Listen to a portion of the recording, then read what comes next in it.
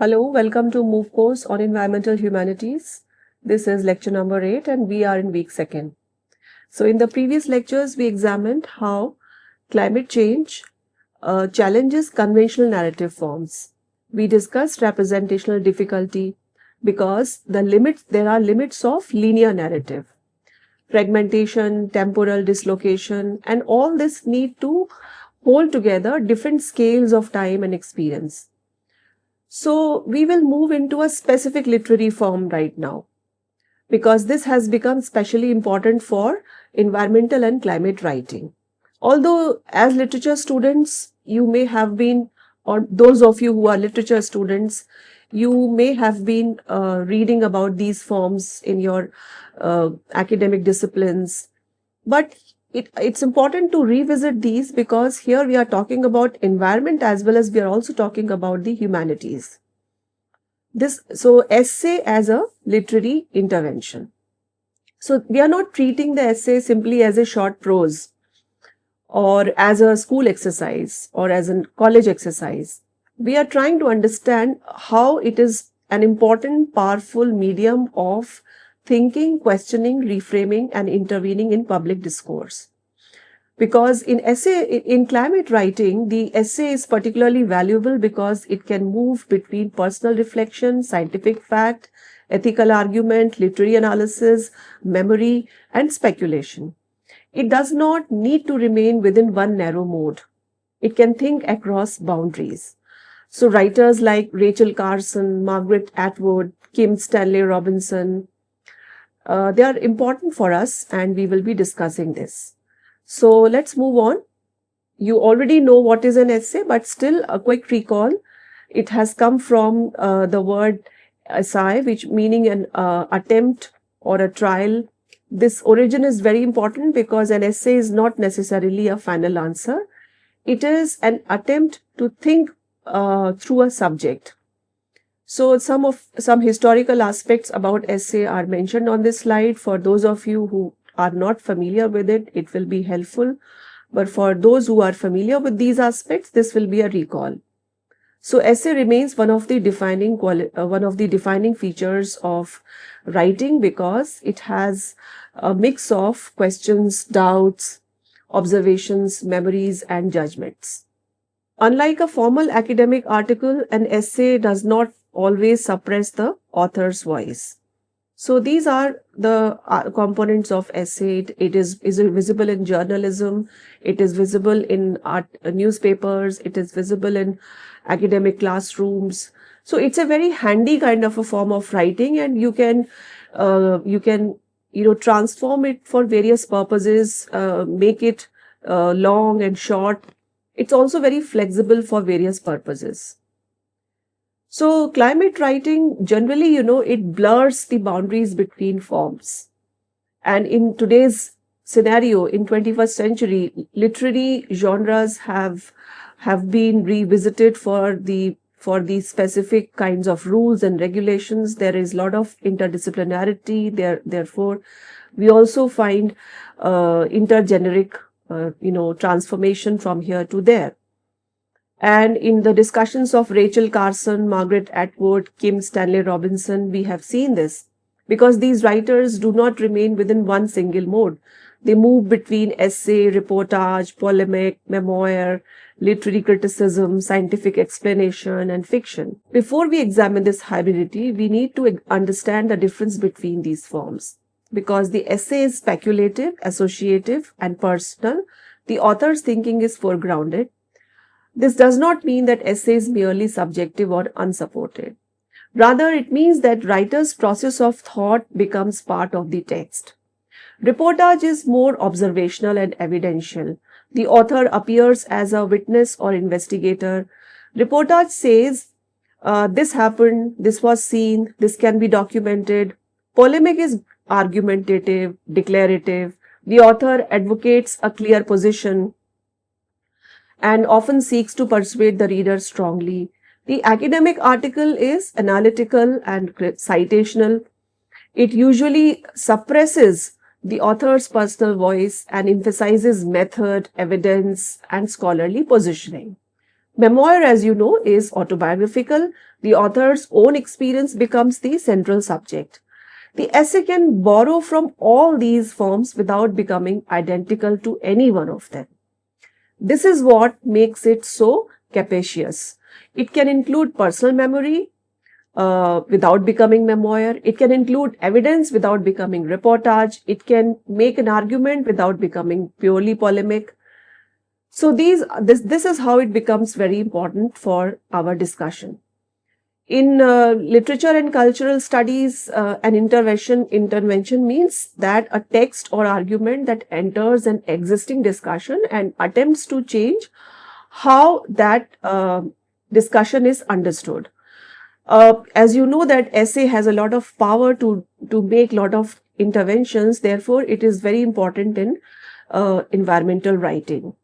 As you know, Rob Nixon has argued in Slow Violence and the Environmentalism of the Poor that many environmental harms are slow, gradual, dispersed, and difficult to represent through conventional media.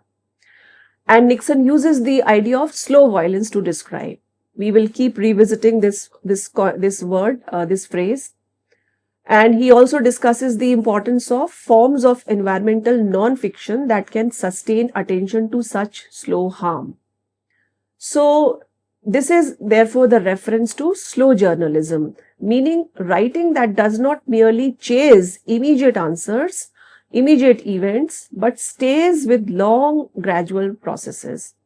And essay is particularly suited to this because the essay can dwell, digress, return, and associate. It can represent harm that is not immediately dramatic. It can hold a scientific and a childhood memory in the same paragraph. It can move from a local observation to a global pattern. It can connect personal experience with political structure. So this is the strength of essay. And climate change often becomes invisible because its causes and effects are distributed across time and space. And essay intervenes by helping readers perceive connections they may otherwise miss. Look at Rachel Carson as essayist. Although Rachel Carson is also remembered as a science writer and environmental activist, her importance lies in her literary quality in the quality of prose that she has written. Because she is able to bring together scientific knowledge, close observation, ethical concern, and lyrical expression in a way that made environmental harm publicly visible. Before Silent Spring, Carson had already established herself as a major writer on the natural world through works like The Sea Around Us and The Edge of the Sea. These books show her ability to explain scientific processes while also inviting readers into wonder, reflection, and ecological awareness. So it's important to understand that a writer has to also cater to the audience's need to remain attached to the process of reading. It cannot just be data and contemplation. It should also be interesting to read, or the basic readerly availability is there. So Carson is important for that purpose because she does not simply present facts. Her text thinks through facts. It asks what those facts mean for human responsibility, for non-human life, and for the future of ecological relationships. So in my previous lecture also, we were discussing that environmental crisis often, impacts readers to move between different scales of times. And Carson's writing is an example of that because it can move from the immediate image of a bird, a garden, or a shoreline, or a spring to much larger ecological processes. So this is essayistic movement. The essay does not need to remain with one narrow frame. It can begin with a small observation and gradually open into a larger ethical and environmental argument. Carson's case is good for the fact that the essay becomes a form of ecological attention. It teaches readers to notice what is changing, to connect local damage with wider systems, and to understand what appears ordinary may carry deep ecological significance. Now look at Silent Spring closely. Although it is discussed as a single environmental classic also, its structure is not simply that one of continuous argument. It is better understood as a series of interlocking essays. Each chapter approaches the problem of pesticide contamination from a different angle. And Carson discusses birds, fish, soil, water, human health, children, insects, gardens, farms, and public policy. And these are not isolated topics. They are connected parts of one ecological crisis. And Carson also does not reduce everything to single simple argument. She allows the reader to encounter the problem through different lenses. This is an essayistic strategy. An essay does not always force its argument in a straight line. It may circle a subject. So this text in The Silent Spring, the reader repeatedly encounters the same underlying issue, the careless and excessive use of chemical pesticides. But each chapter reveals a different dimension of that issue. This cumulative strategy is very important because the effect is not sudden persuasion through one dramatic claim. Rather, the reader slowly comes to understand the scale and the seriousness of the problem. The opening fable for tomorrow functions almost like an essayistic preface. It establishes the emotional atmosphere of the book. So, this is particularly valuable for environmental writing. When you look at Margaret Atwood as an essayist, you can see that despite her fame as a novelist, her body of work in essays is also not far behind. And she is considered very important for this purpose because she thinks about literature, politics, gender, ecology, mythology, speculative fiction, and cultural memory. Her collection Moving Targets, Writing with Intent from 1982 to 2004 is an important collection of essays which comprising on all these topics. Then her another book, In Other Worlds, SF and the Human Imagination, is especially important because it reflects on speculative fiction as a mode of cultural and political thought. Atwood's essays are distinctive because they move between different levels of discourse. She can refer to high literary theory and popular culture in the same essay. She can move from personal anecdote to historical argument. She can discuss fairy tales, science fiction, politics, environmental fear, and literary form without treating them as unrelated subjects. And that's why what connects it is her tone. Discussion on Atwood is important component for us because her writings are not merely commentaries on environment, but they are a space where she tests ideas, questions inherited, and examines the cultural assumptions that shape ecological behavior. She argues in different ways across her essays that the stories a culture tells about nature carry ideological assumptions. These assumptions may concern human entitlement, the status of animals, the meaning of wilderness, the limits of progress, and the relationship between technology and survival. So this connects to what we have been discussing in the previous lectures. Environmental crisis is also a crisis of imagination. So the way a society imagines nature influences how it treats nature. Atwood examines how such assumptions appear in genres such as fairy tale, colonial literature, and science fiction. Fairy tales may encode fears of the forest, ideas about danger, transformation, and survival. And colonial literature may represent land as empty, available, or awaiting possession. Atwood uses the essay to uncover these inherited patterns. For her, this is a form of literary intervention because it operates at the level of cultural imagination rather than direct policy. And she herself, as a person of literature, gets a complete opportunity to showcase the skills of enticing the readers through her essays.